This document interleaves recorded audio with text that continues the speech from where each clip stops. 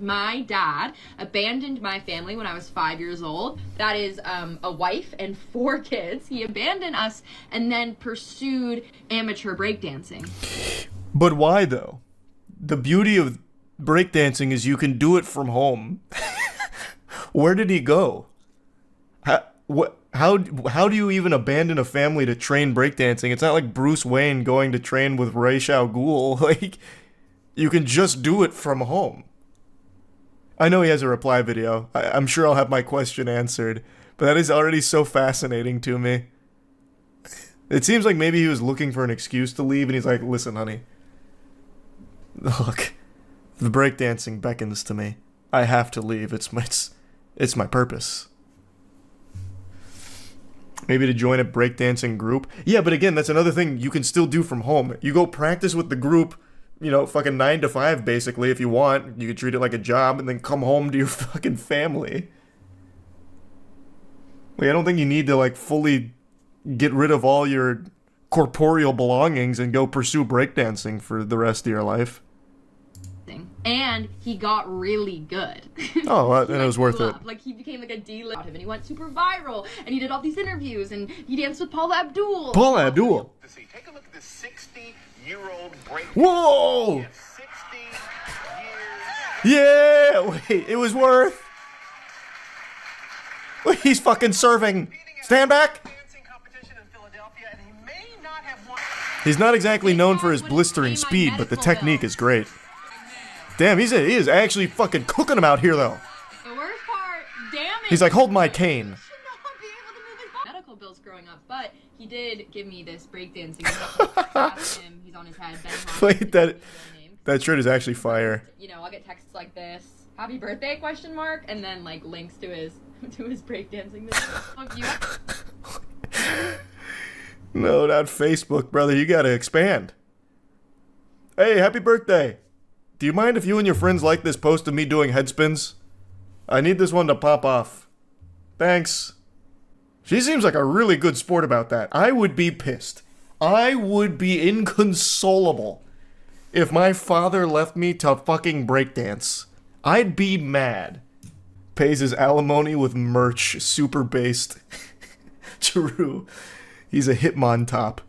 Also true. Yeah, my dad just left with another woman. Cringe. Alright, so this is his response then. I wake up at 6 a.m. to find that my daughter has posted a TikTok video trashing me. She's a big social media influencer with millions of followers. Here it is. 6 a.m. to do some Oh my god, this is 10 minutes. Some of her videos get millions of views. And this video has tens of millions of views. Yeah, it 1 was million popping. Likes, 20,000 comments, 40,000 bookmarks, 30,000 reposts. It's just insane. So I thought I'd better watch this video. And frankly, I was pretty chagrined by what I heard, to say the least. But honestly, the more I love the way he presents this. It's like a substitute teacher trying to win over the class with like quirkiness. Like his intonation is really interesting.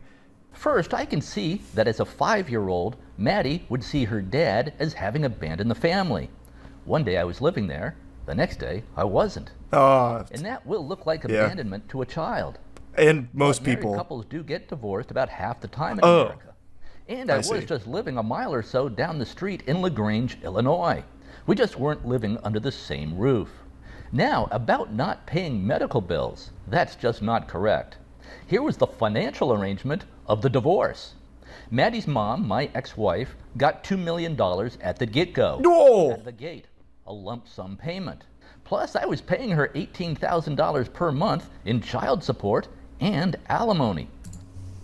Where is that coming?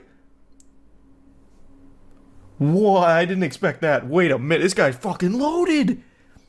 This guy's got clams. And moves.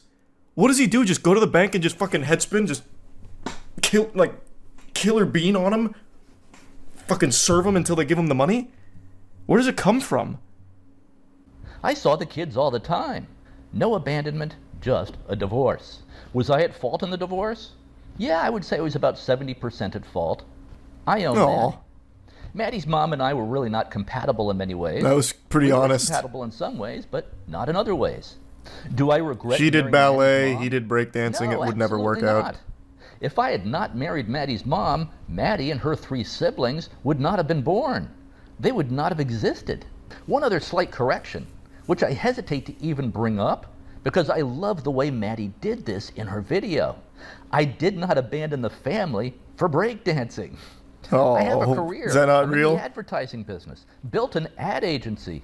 That's how I was able to afford to pay Maddie's mom $5 million. Okay. Maddie's mom It's and I all making separated in sense. 2004 and divorced in 2005. I took up breakdancing entirely by accident in 2012. Now, some of you might be wondering, can he still breakdance at age 66? That is what I'm wondering. I don't know. Let's see. I'll give it a try. Okay, Maddie, let's see how the old man does. What kind of Mojo Dojo Casa house is this? Fucking Bitcoin merch, Bitcoin flag, weird plants from like the Spore universe, and an American flag. Where does he live? It's like a Sims house. Hey, oh, hey, wait a minute though. Hold on to your britches, sports fans. There's a 100% chance of serving.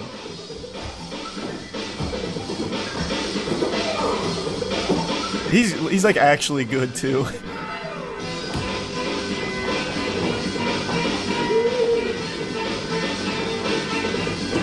Oh! Jesus Christ! His coccyx. It wasn't ready for that. He's pretty good though. Now, it's been some time since I learned the art of breakdancing. I'm gonna tell you right here though, this looks like a bit of a flubbed move.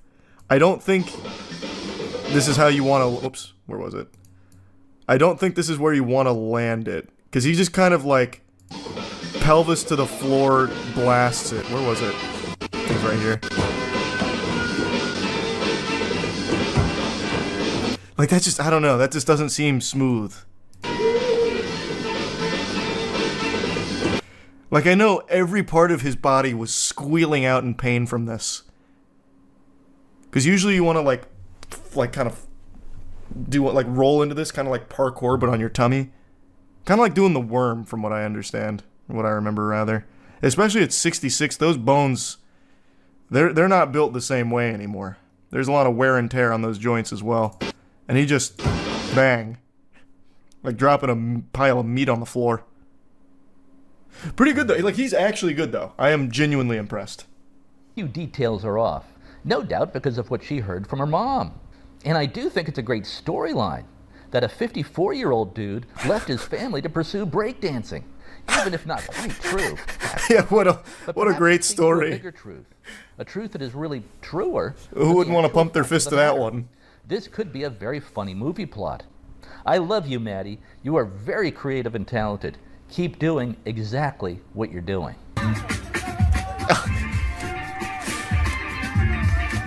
Man, this guy loves Bitcoin. He fucking loves it. Breakdancing and Bitcoin, the two big B's in the industry. Ooh, actual B-boy.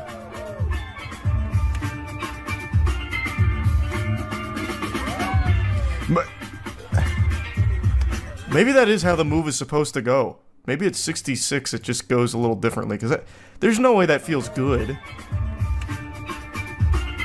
I think you're supposed to lower yourself into it from there, but he just keeps hitting his whole weight on it. So you said Maddie responded to that video? Where's that? Now I want to see. Is this it? Okay, here. Obviously, in real life, it was a lot more like complicated and traumatic, and it was really hard. He left us, immediately married another woman. We didn't hear from him for years, and then he would visit every few months, and we'd go out to dinner, but like, he truly had no hand in raising us at all. We don't speak with any sort of regularity. He doesn't know when my birthday is. Like, as you guys saw in the video I posted, he got it wrong. He gave us some money growing up. Yeah, but he gave you like, some cool I merch. don't know the nitty-gritty of the financial situation. I really, really don't. But I do know that several times I've asked him for financial help with medical expenses, like especially like in college, and he wouldn't help me. So that's what I was referring to in my video when I was like, he wouldn't pay some of my medical bills. I'll probably delete this completely absent father. He's like, I was just a bike ride away from those kids. And it's like, Not once did any of us ever take a bike ride to his house. I don't think I've ever been in his house ever. So this whole thing is so bizarre. Like, I'm so surprised that he responded to my video because Well, it's not really a house, it's a dance studio. Way worse than I made you seem. To be fair. Like, in my video, I just made you seem like such a wimp. I don't know who to believe. The only true thing is that at 66 years old, that guy can boogie. I don't know about the inner workings of the actual family dynamic there. But boy, howdy, I tell you what, he can cut the rug. That's all I know about that. Did he respond again? Jesus, it just keeps going back and forth? He's like, hey, Maddie, I've got some new moves. Yeah, maybe I moved in with my new wife and I didn't see you guys a lot, but look at what I studied back then. It's called the Bitcoin Boogie. I hope he responds again if he hasn't. I'm really interested in this now. I am fucking captivated by it. This video... Oh my god, 30 minutes. Jiminy Christmas. Fuck. A Sunday video on my daughter's viral... And another new Bitcoin shirt. Her dad. Many of her TikTok videos get millions of views. Maddie's initial video about me got 7 million views last I looked. Just on TikTok. Hey, okay, is there 2x speed on Twitter? Okay, we're gonna 2x this bad boy. Abandoned my family when I was 5 years old. That is. What's the difference between a... So he's posting. Okay, so this footage is to show that he was more active in their life than she lets on, I guess. I don't know. Now I skipped around too much. Fuck. But I think that's what he's trying to show. Like, he filmed these videos with Maddie, and it looks like one of the other siblings. So he was at least present sometimes. And a friend. So you have about 300 subscribers. So he's got some home movies.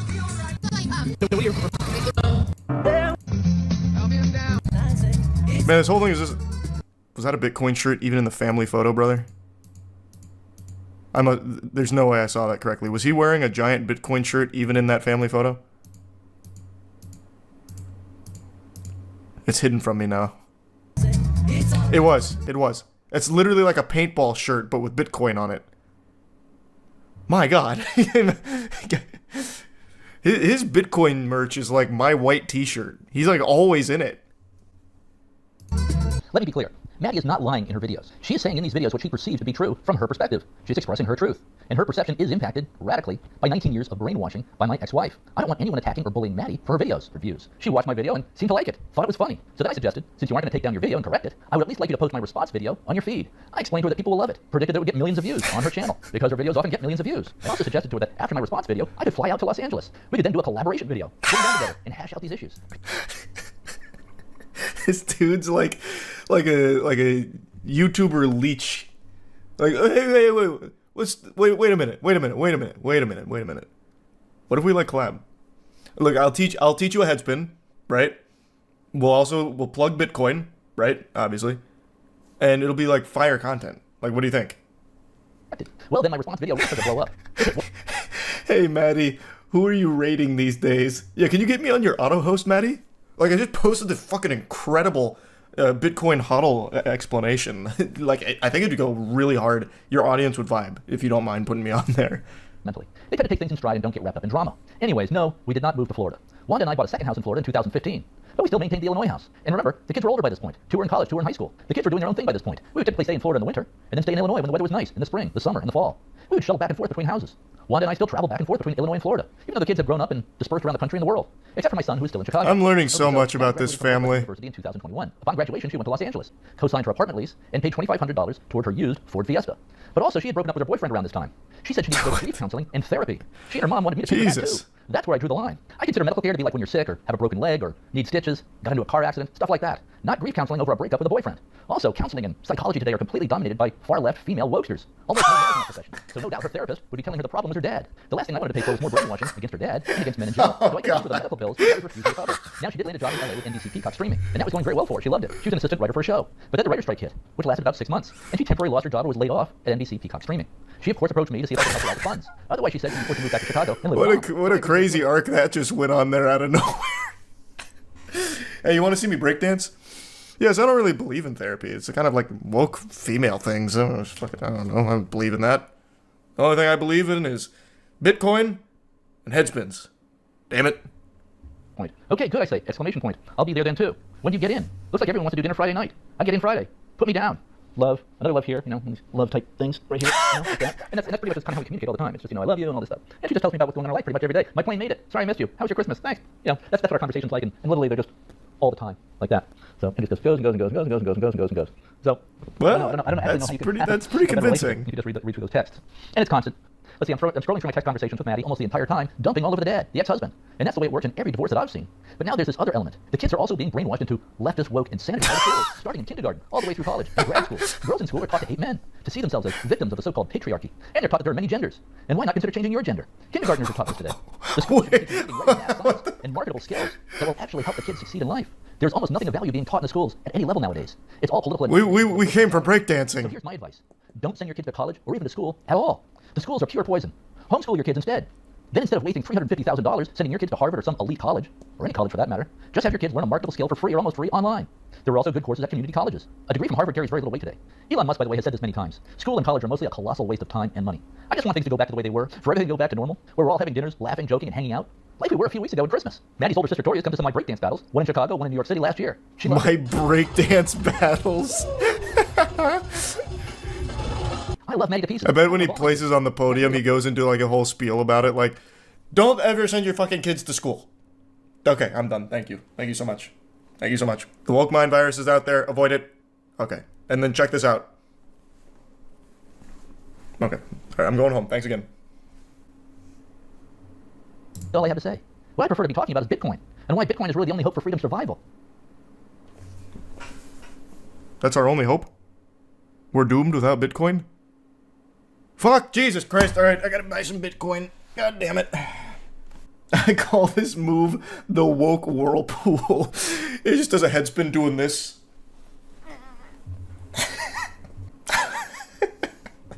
This was such an incredible saga. Has she responded again? Is there more? Oh my god. There's still more. How? It's still going. Fuck. I'm too deep. Help.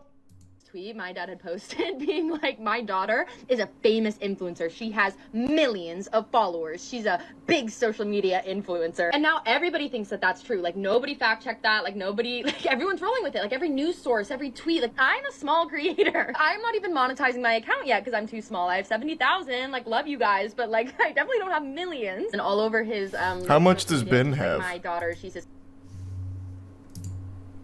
Ben's got 15. So in the eyes of Ben, that's pretty big. And 70K is definitely nothing to scoff at. But yeah, I suppose in like the current landscape, when you say like famous TikTok star, you're thinking millions.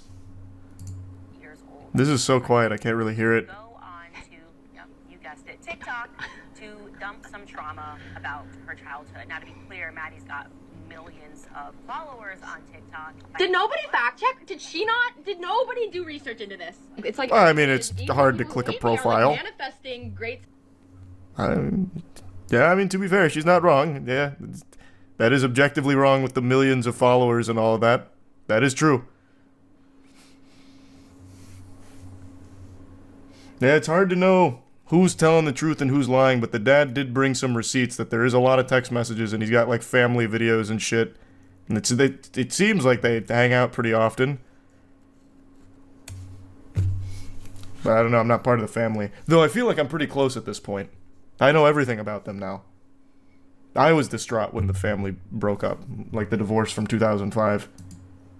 You scroll back up in the tweet in the article, the dad said something so racist that the dude literally bit him. Huh? What does that mean? Oh. Oh my.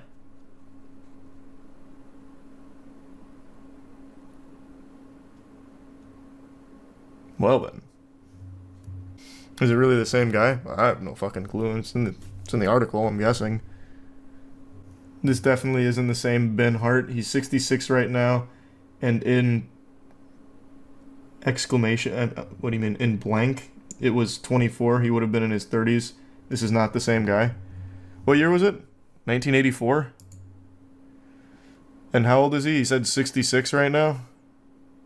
Okay, yeah. 66 minus 40, 26. Yeah, it sounds about right.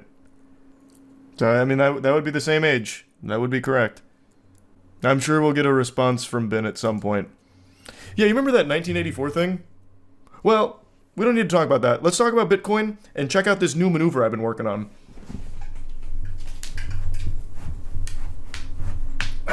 So about that Bitcoin. The bone cracks. I know, my bones actually crack more than Ben's. But yeah, I have no clue. Couldn't tell you. This was an incredible saga to follow, though.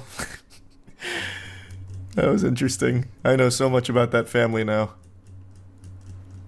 I feel like I should be able to go over for Thanksgiving.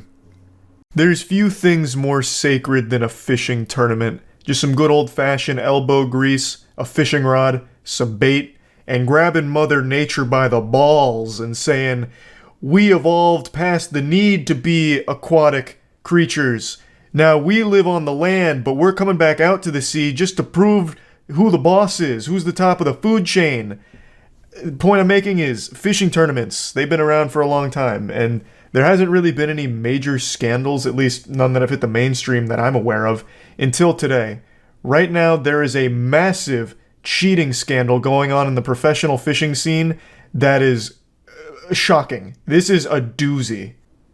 We got some Bassmaster foolery going on around here. Kind of.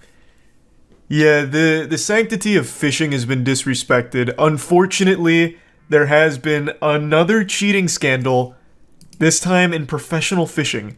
Every sport ever right now is having cheating scandals. It's crazy. I don't know what's going on. Pandora's box has been open. And this one, it's quite crafty. I've seen the video beforehand, but I'll of course play it again to catch everyone up to speed. It's a pretty smart idea. I'm surprised that this isn't more common. Thanks for your sub, Lancer, Baggy of the Prime, Kintarit, and the 10 gift subs Ace. Thank you, Ace. Your sub Gavin, Delicious, Oni, and the Bits Mushroom. And give sub Father.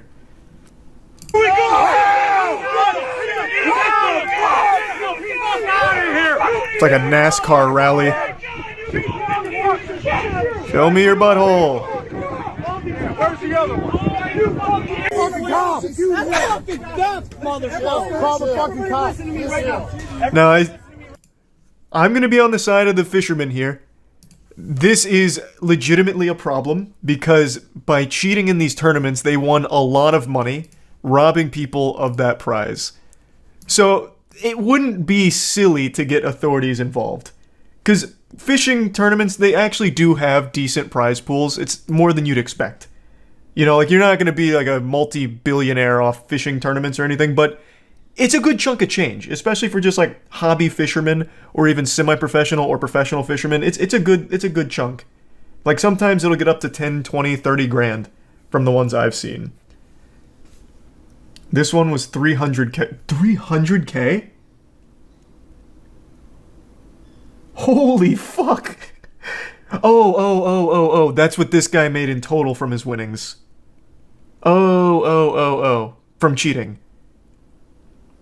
Okay, gotcha. Jesus.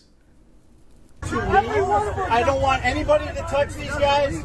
I want you to go to jail. Tell the cops. That's a lot of Wrangler jeans. So here's the method they use to cheat. Actually very smart, not gonna lie. Yep. Lead anal beads. They thought of everything. They put little weights in the fish they caught so that way they were heavier. Because when it comes to professional fishing, it's all about the weight of the fish you catch. That's how you're scored, right? You catch a big, heavy, girthy fish, you get, more points for it. So this guy was stuffing weights down their throat to make them heavier. Actually ingenious, by the way. Like, that's pretty fucking smart.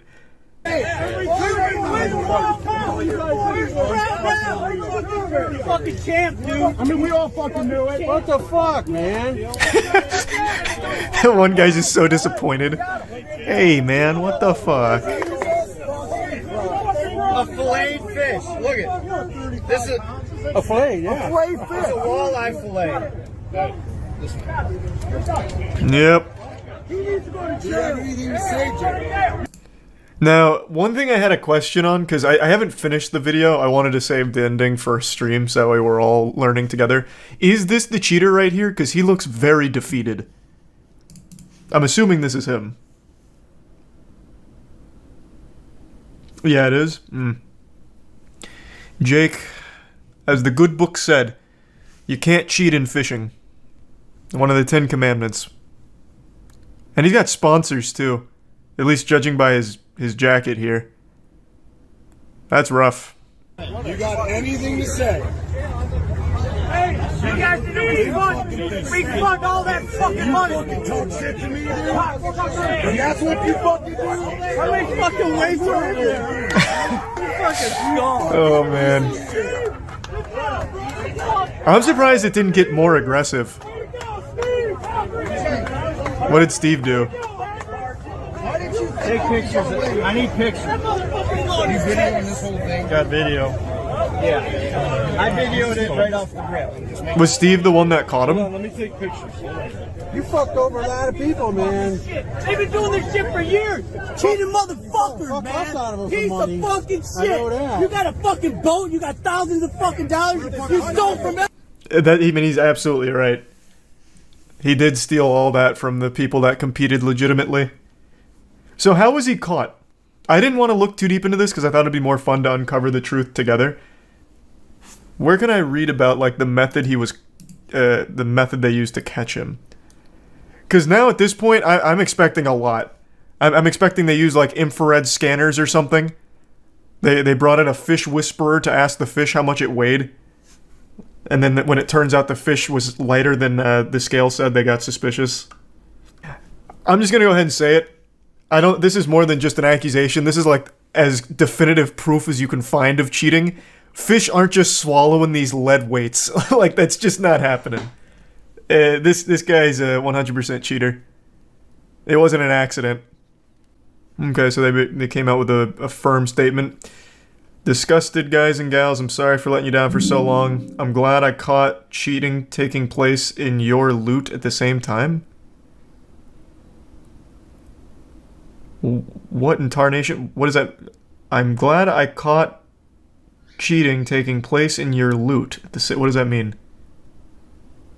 It's an acronym for the tourney. Oh, the Lake Erie Walleye Trail. Ah, gotcha, thanks. Nice. Good work, loot. How did they catch him, though? Clearly got away with this for a long time. How were they finally busted? Why weren't they bleeding? Well, if you read this paragraph or this sentence right here, it explains. 2 anglers were caught cheating in a Cleveland fishing tournament by adding lead weights in fish fillets that appeared to be previously prepared to increase the weight of the fish. So it wasn't just the weights. That's why he kept pulling out the, look at this fillet! Fisher, the tournament's organizer, told 19 News the fish looked smaller than they weighed. This prompted the fish to be checked for any signs of cheating. Wait, they eyeballed it? How did they get away with it for so long then? I assume the weight was just like marginally bigger than the fish, so that way it wasn't too suspicious, but if they were able to eyeball like, wow, this is outrageous compared to the size, how could they have possibly got away with it for a long time? Or maybe Fisher's just got a really strong eye. Yeah, no, this guy's got a great name to be a fishing tournament organizer. His name's just straight up Fisher, so that's cute.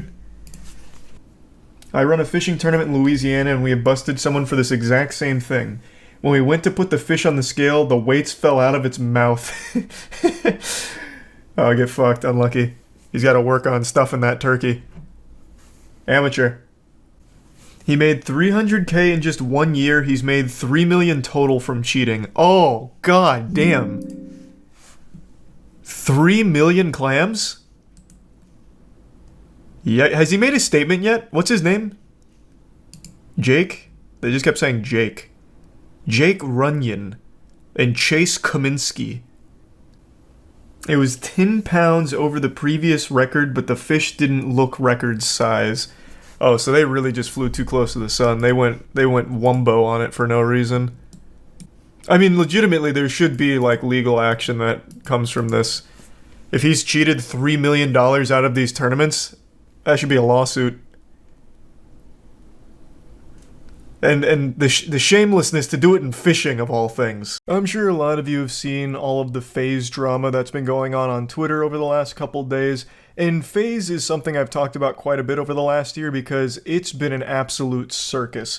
From their stock absolutely flatlining to the point now where it's basically just a sad joke. Just look at this graph, it puts a tear in your eyes. It's more tragic than the ending to Marley and Me.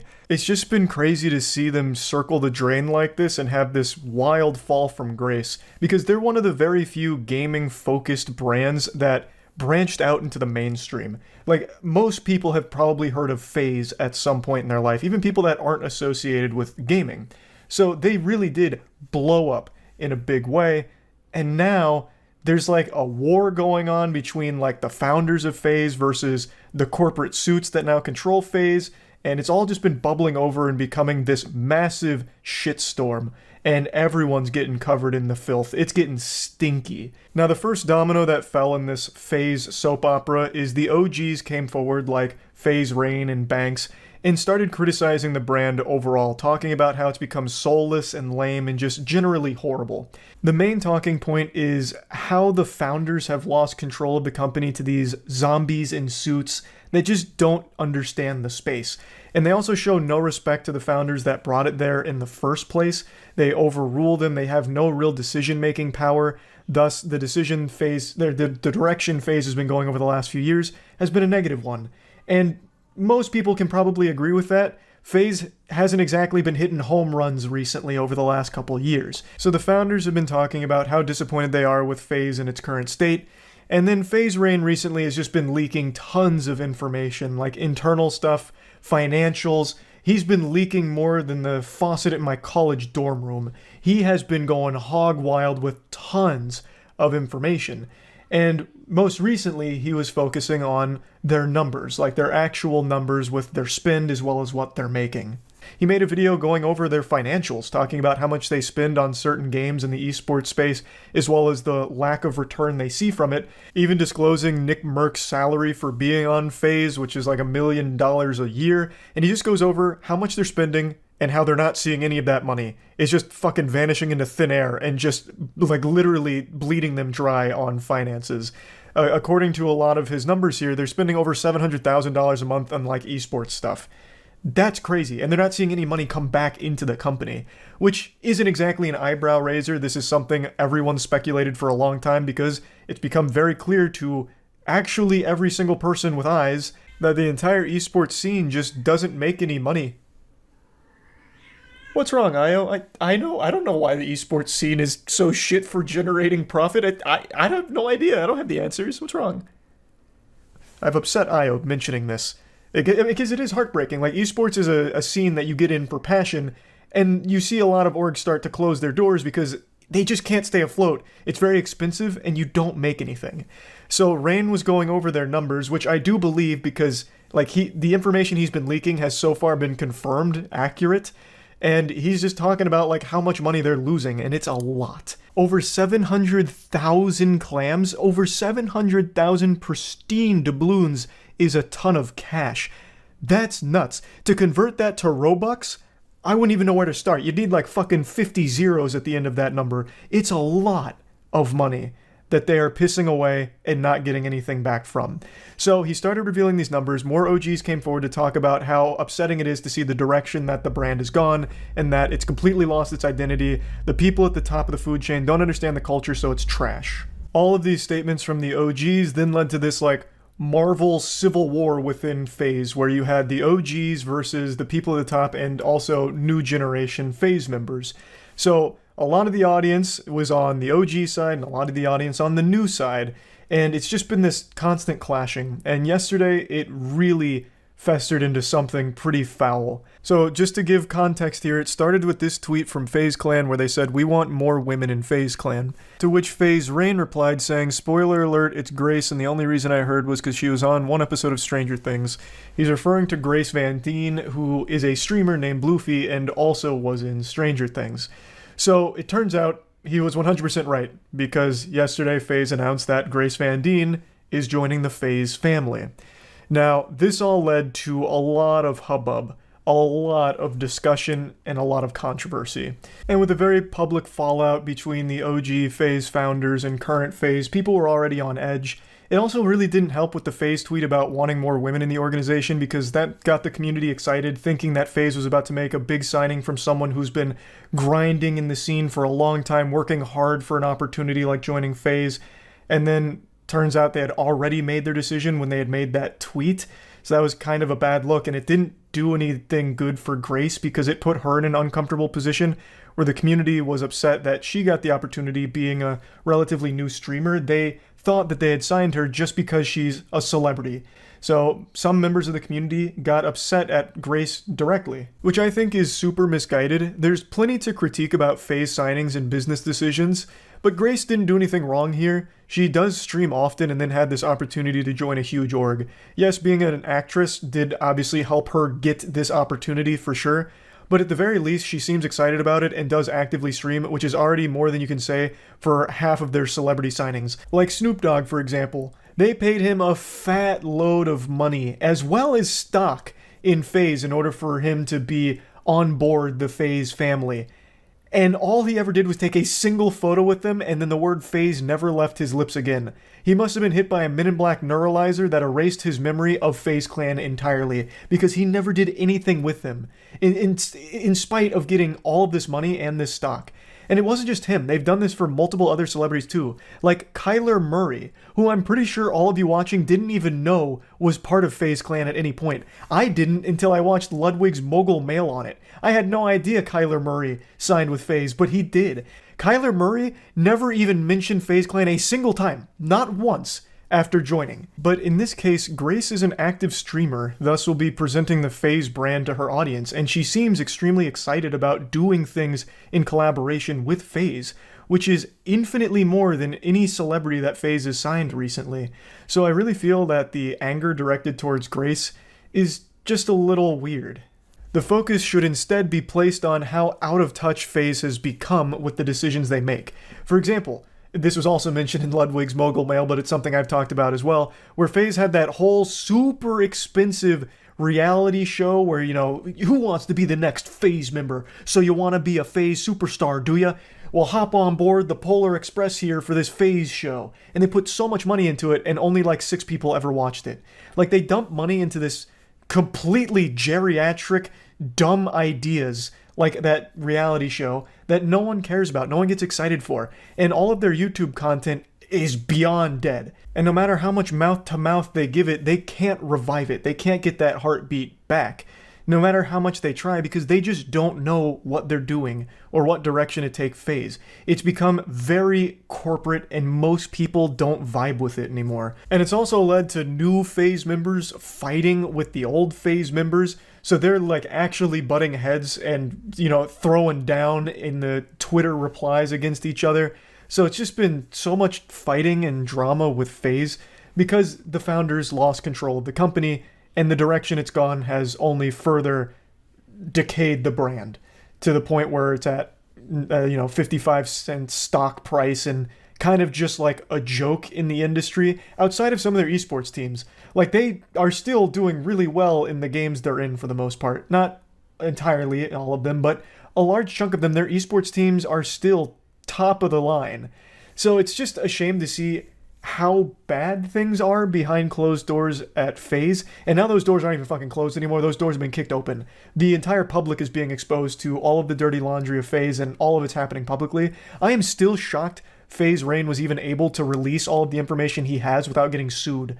I would have thought they would have had so many NDAs out the wazoo on FaZe Rain, but he's just been revealing everything.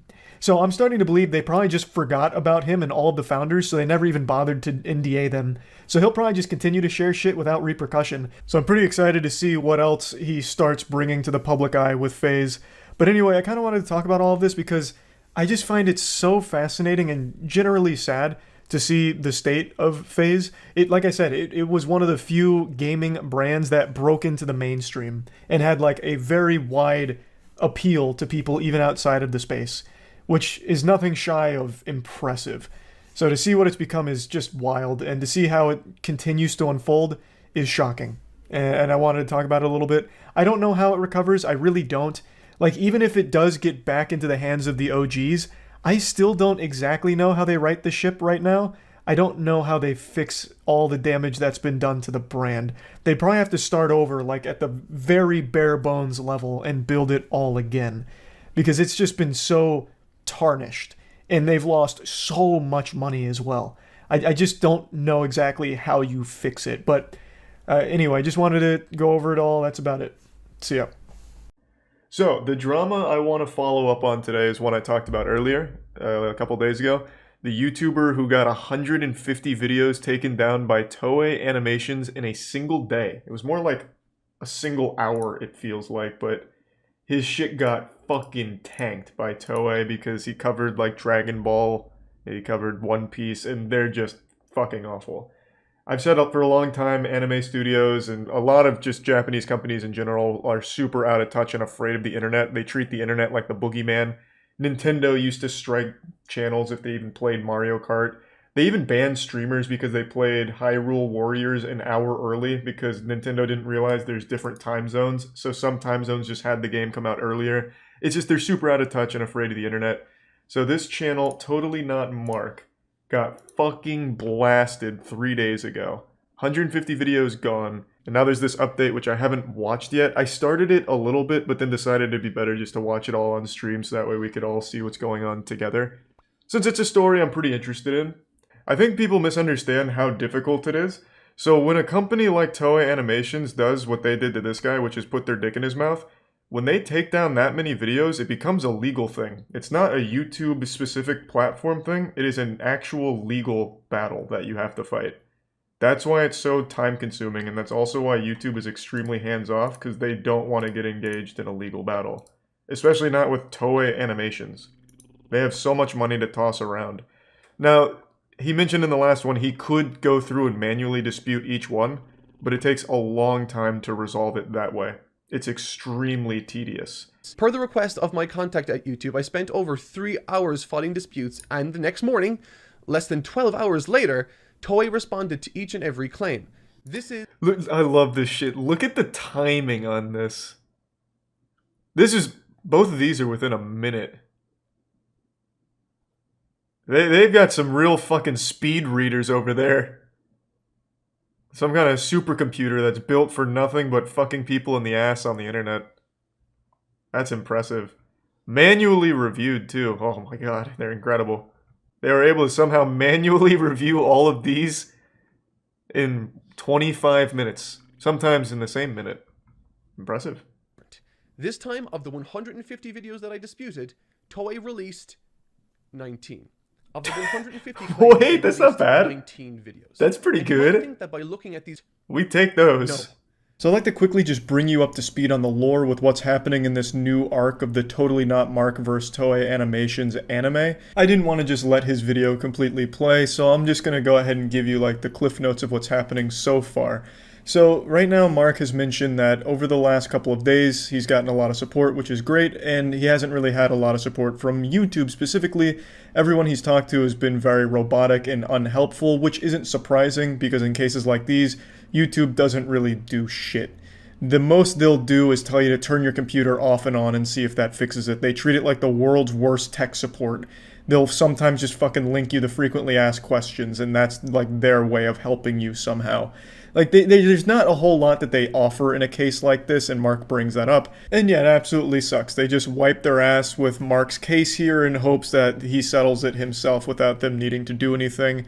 And then Mark goes in to explain that he has gone through and appealed all of the cases, and as of the time he posted that video, 19 of the videos were actually reinstated. Which is great, but that's obviously a small number in comparison to how many were taken down.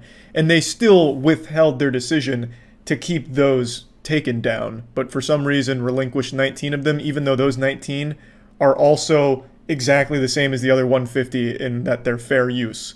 So it was weird that they singled out 19 random videos from 150. If 19 of them were okay, then all of 150 should have been okay, but clearly this wasn't like an actual manual review from Toei Animations. They just went through and just fucking started slapping their keyboard, and 19 of them for some reason got unbanned. But they're cool with literally the entire Battle of Gods movie, the entire Resurrection F movie, and the entire Broly movie to be freely available on YouTube. Seriously, check it out. Look it up. They're there. I'm gonna look that up right now. I bet they're gone now. Just a hunch. Dragon Ball Super Brawly Dublado.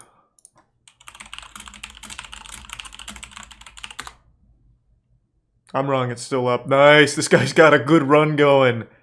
Toei Animations is powerless against Anime Power PI. Closer now. Check if that video has licensing. My man, I'll do it, but I can say with a high level of confidence, Anime Power PI did not pay Toei Animations for licensing right to re-upload the entire movie on YouTube.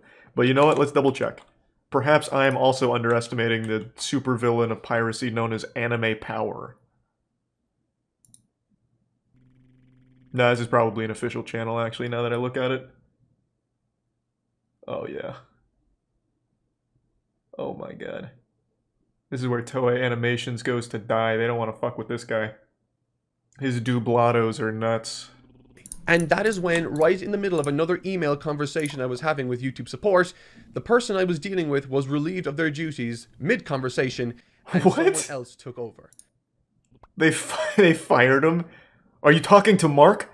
Don't you realize Toei Animations assassins want him dead? You're out of here. Pack up your things and get out of the office. It's also not super uncommon. I remember back when I was like with Maker Studios, I went through like 12 different channel managers over the course of a couple years. They cycle these people out like crazy. They fucking use them like condoms and throw them away constantly. I guess it's the same at like any big tech company though, I suppose.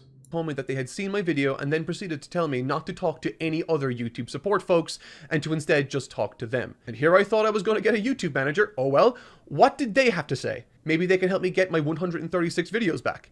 Well, no. In effect, this person, while they once again felt less like a robot talking to me, what they could offer was largely the same as before. Nothing I haven't already heard or tried. But I think the most frustrating part of all of this was at the end of the email, they give me advice for moving forward. Thanks, Resub, Sing, and Maddie. To the frequently asked questions tab on the Google support page. And did it help? Before moving the FAQs, did they solve it? I define my positions, which, as you can see, I openly and happily encourage people to support.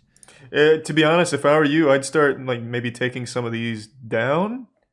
I don't know, fuck Toei. I'd replace this with anything else. Put Godslap here. I don't care, man. But at this point, I wouldn't have this shit up here at all. I don't care how much you love the property. If they're just gonna come in here and skull fuck you for no reason, I would not have this here until that's fixed. Fuck Toei. Hundreds, if not thousands of people that have made posts, videos, and calls to action on my behalf and my team's behalf. I'll never be able to repay all of your kindness and support you've extended to me and my team. Oh, this is wholesome. But until such time this ends in change or the circumstances improve, the thousands of people that have my back are going to be the only ones that will pay. And so, because of this, I will be donating my portion of the wages generated to a charity I will announce later in this video. What a wholesome guy. Holy shit. 親愛なる東映アニメーション著作権局様へ。まずはじめに、このメッセージ That's a pretty interesting idea. 誠にありがとうございます。私は自分の仕事と家族や従業員を I actually think that's pretty smart. 失うかもしれない窮地に I have never seen this attempted. 私は言っています。だから私はあなたたちの作品を盗もうとする人々を Maybe that is super interesting. So one thing I do know about Japanese companies is they value like the Japanese consumer far more than like a Western audience. So I guess if this got legs in Japan, it'd really improve his chances, I think. Because again, the only way he can really fight them, he's not going to beat them legally. I think there's a 0% chance that happens. But if pressure mounts to, you know, like I'm going to stop buying Toei products, I'm not going to, you know, do a cum tribute on the latest Luffy figurine or anything like that. Like if they start taking a reputational hit, I feel like there's a good chance they just release it and like just say it's not worth it, you can just have your videos back. So I think it's a pretty interesting idea to try and get legs there in Japan for the movement. を同時に争うことはできないので、今回の150件の申し立 Wait, I て didn't に know 今 that. You can't dispute more than 2 claims at a time? Oh, I had no fucking idea, actually. So that's where the 30 years would come into play? Holy shit. That's kind of wacky. I didn't know there was a limit to it. I thought it was just because of how long those things typically take for a company to respond. I didn't realize there was an actual cap on how many you can be like engaged with, so you can only like double fist that you can't double fist them. もし私に選択肢があるならば、私の動画が日本で公開され That's ないよう extremely に smart. 完全に差し替えたいです。しかし、YouTube のシステム上、私にその権限はありません。そして、 Yeah, so basically, he wants the video. Yeah, for anyone that just came in. His videos got taken down by Toei. He wants them put back up with like a block on Japan if that's the problem. Which is something YouTube does. Videos can be blocked by a region, but you can't manually set a region block on your content. Which I didn't know about. I've never thought to do that. I never thought like one day came up where I was like, hey, you know, fuck Estonia in particular. I'm going to block my shit over there. But his solution is put the videos back up and we can block them in Japan. If that's what needs to be done, that's no problem. Which I think is a good idea, if that is the problem. But he doesn't have the power to do that himself. It'd have to be Toei Animations that does that. あなた方の会社から返還されていません。そのため、私自身と世界中の何十万人もの人たち Ooh, I like that. Kind of putting a 東映の threat 今後 in の映 there. 画をサポートすることを This feels like something out of Death Note now. そしてこれが今後他の YouTuber にも起こり続けるとなると何百万人もの人々がボイコットを He's coming in raw. が大いにあります。 Oh, there's 2 separate ones. So what kind of power does Oda have? Doesn't he just make One Piece? I don't think he could really like hop on the Toei Animations YouTube page and unblock his videos, right? So is the idea to put pressure on Oda, who has a lot of pull within the company? I don't really know like how that's structured, but I do remember like the Bleach guy, what's his name, Kubo? Kubo used to get slapped around by like the what was it? Shonen Jump? My god, they abused that man. And he was one of the most popular manga creators there is. So I imagine Oda's got to be kind of in that same boat, right? Or maybe I'm just wrong. Maybe I just don't understand how huge One Piece is. 私を含むすべてのファンから謹んでお願いを Is 申し there 上 a げま dub す。 for this? ファンたちは海賊版行為と戦い、東映アニメーションからお金を稼ぐつもりはありません。私たちは Sorry to keep pausing, but this is pretty interesting. I haven't seen this. I think it's an overall really good approach, at least with the first part to Toei. I just don't know anything about Oda, like how much power he commands. Is this something he could even see? With the way they treat some talent in Japan, like back to Johnny and Associates, Kimura wasn't even allowed to have a social media account until 2019. They would not even allow him on the internet. He was forbidden. So is there a chance Oda can even see this? Or is he just totally on a different level? He's very connected to his community. So I'm seeing between 0% and like a 10% chance he can see it, from what I'm gathering here. So it does seem like he pays attention to the community. So then it doesn't seem like a bad idea at all. Even if it's a slim chance, it's better than 0. Again, like, at this point, with his entire livelihood being threatened for no fucking reason, it's worth trying if there's even a slim chance. 小田先生と小田先生の名作を This is weird. So I've seen this on Twitter, and now I see it here. This guy steals their content and then makes someone else make an apology. Well, A, he's not stealing content, and B, he's not making an apology. It even came across like a little bit of a threat towards the end there, which I fucking respect. Throw your whole meat on the table. Fuck Toei. He's not stealing anyone's content. It's no different than reviewing for movies or games or anything. It's the same way. It's the same exact thing. He does an analytical breakdown of the content. Like, it's not even close. He's not doing like, what was her name? Like Susie, who just puts her face cam while watching Naruto. That's not the same thing. he breaks it down and talks about it from a storyteller's perspective and going over like the entire purpose of why it exists. It's a really dumb take. At no point is he stealing any content. Even when he uses clips from the show or from the manga, that is totally within his right to do that. Reviewers do it all the time for other properties without issue. It's only for anime that they take this supreme stance where, like, unless we give you permission via our pigeon carriers, you don't have our blessing, and we will fuck you up. It's very dumb. Like, it's super silly. Yeah, I think even if that's a super slim chance Toei or Oda sees that, it was at least worth trying. Pretty much out of options. You can't beat a company like that legally. They can abuse it all day because no one can really afford all of those fees. Hopefully that works. He got 19 videos back apparently, so it's at least moving in the right direction. That would also be an extremely big W for the platform as a whole. If Mark's case swings in his favor, that's good for pretty much anyone on YouTube. That's good for fucking Trash Taste, that whole gang, and pretty much anyone who covers manga. That sets a precedent. And I think that's pretty important. If nothing else, though, at least he didn't get striked for them. So even if it doesn't win, it doesn't result in a W, he'll at least be able to keep creating. And maybe just never touch anything Toei related again. Which is also pretty shitty because One Piece is the biggest anime thing ever. So to have a company focused on the discussion and breakdown of anime and manga and not be able to talk about the biggest one ever is also super bad for the company. So not a great resolution. Hopefully it'll all just get handled. But to stand in solidarity with Mark, I won't be watching the new Dragon Ball Super movie. Even though I don't think I was going to anyway, because the title of it was enough to make me not want to. It's called like Dragon Ball Super, Superhero, Super Turbo or something. But now I will absolutely not even think about it for a moment. Because fuck them. I'm still watching One Piece. I'm still on episode 46. I keep falling asleep. It's been a little over a month and a half since I got to episode 46, but this one's a real siren song. It is putting me to sleep every night. I know it's a filler episode, but I already made the commitment to just watch it all. But like I said, One Piece is doing exactly what I need it to do. It's putting me to sleep. And when I finish an episode, it's like, hey, that was cool. I finished one. Yeehaw.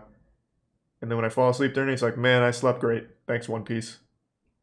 Toei stock fell $190. What the fuck? Are they publicly traded? Oh! Wow. Wow. Toei's killing it. Man, that's weird. It looks like the strategy of targeting a YouTube channel's really not panning out. Granted, I don't think it's a direct correlation. I don't think their stock is hitting bedrock because of them going after Totally Not Mark, but I like to think that it's related in some way. You know, kind of like an anime, where when a character does some fucked shit and then they pay the consequence a few episodes later, that's kind of what's happening here, right? Oh, you love to see that. You know, if Mark's videos and messages to Toei don't really get there, I think if this keeps tanking, maybe at some point they'll be like, alright, what's going on now? What's happening? This video is so new, it's not even showing up in his uploads yet. He posted a video less than a minute ago. Hold on, why isn't it coming up for me? Oh, here it is. This is going to be my last video addressing and updating what's been going on with Toei Animation. Thanks to Tier 1 free I say that not because I've heard anything from them or YouTube, because I haven't. It's not because I haven't felt an enormous amount of support from so many people, because I have. It's actually for an entirely different reason I never thought would be a factor, and that's me. Now, this is the conclusion to the whole Toei Animation thing. Mark made this video thanking everyone for the support, but stating he doesn't want to continue this kind of situation any further. He doesn't really want a boycott of Toei or anything, and just the stress of the entire situation has really had like a toll on his overall well-being recently, which I completely understand and respect. And the whole thing is just such a fuck situation. I truly do hope Toei Animations reverses this decision, and I'm hopeful that something good can come from all of this. Even Mark just talking about the situation, I think, is extremely helpful to the YouTube community and seeing what's going on and what can happen and like what to kind of do about it to at least try and fight back. Overall, it's just a really upsetting conclusion, and hopefully within the next month or so, they will do something. Now, Mark might not support a boycott of Toei, but I certainly will not be participating in anything Toei related. I won't be purchasing any of their material or watching their new Dragon Ball movie or anything like that, because fuck them. I think what they're doing here is disgusting, and I don't want to be giving money to a company that does this shit. And not just to Mark, they've done this for years, and they continue to do this, and it doesn't seem like they're going to show any signs of stopping. So, I won't be supporting them, and it's just really fucking frustrating. Now, I don't think Mark was advised by like a legal team or anything to post a video like this. It's not like he did anything wrong. He wasn't threatening the company. He was simply stating like some people feel betrayed by Toei seeing how they handle themselves online like this. He was just saying what's currently going on. That's not a threat to Toei. He's not in like any legal hot water or anything. I really think it was just this situation being so stressful, he just wants it to be put behind him, which again, I completely understand. And yeah, I just wanted to share this with all of you just to bring you all up to speed, because this is a story I've been following very closely. And yeah, that's about it. See ya. My subs are little children, alright? They're all dumb and they can't fucking read, that's fine. Fuck their opinion.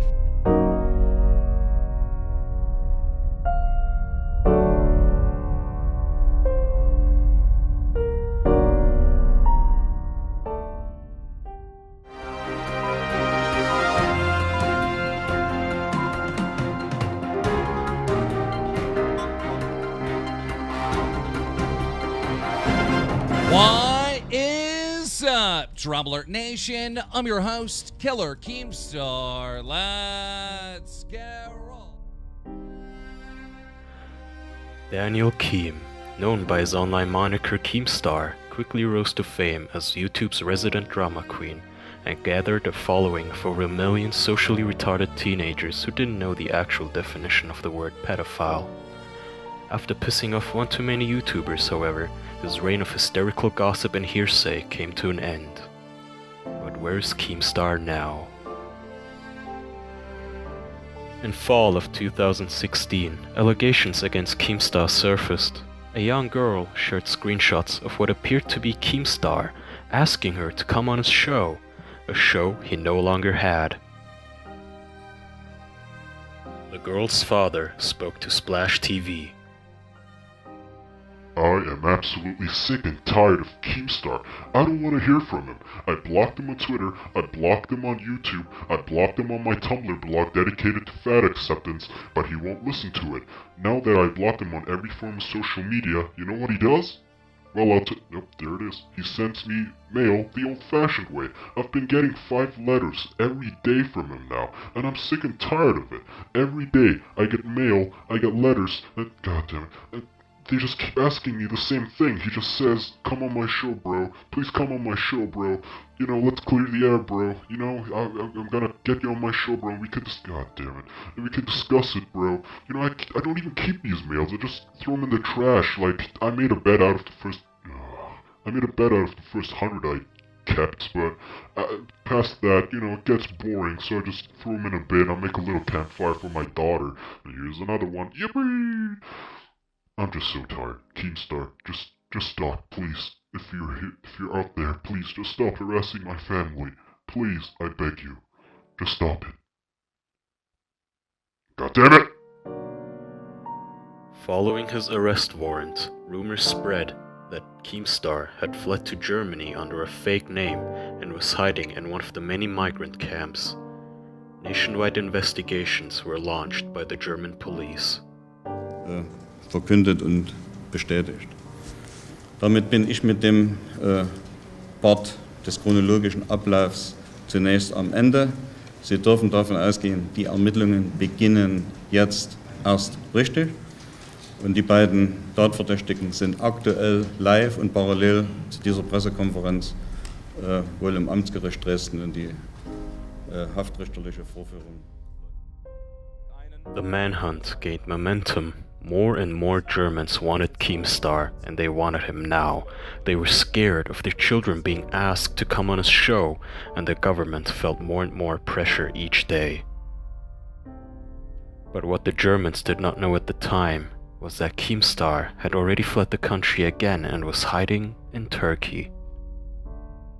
No one heard from him for a couple of years until police started getting anonymous tip-offs about a raving derelict asking people to come on his show. After a year-long investigation, Turkish police discovered that Keemstar had started a small cult and was hiding among them disguised as a crippled mermaid. Çekme ananı bacını sikeyim, çekme. O karıyın amına koyayım, çekme. Yavaş yavaş. O karıyın amına koyayım, çekme. Kaç hala kaç. Gel böyle gel. Çek bacını da sikeyim mi? Çek. Ölmüşlerini siktikleri. Peki. Ananız bacını sikişiyor.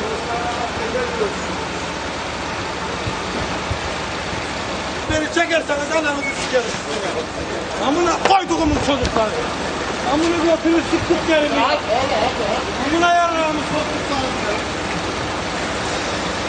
Yarrağım var çekin amına koyduklarını. After spending 5 years in prison, Keemstar escaped using keys he was given by corrupt prison guards in exchange for sexual favors. No one had heard from him ever since, until a few days ago when new footage of him emerged. He had gained weight and become one of Turkey's biggest underground pro wrestlers and was known by his new name, The Gossip. İkisine birden saldırıyor bakın. Da haklılar timsahlar. Bulgarları da girdi içeriye. Ne olay? Artık Arap saçının dibinde sevgili izleyiciler bitirip bitirmemek. Ama maç çok çetin geçiyor.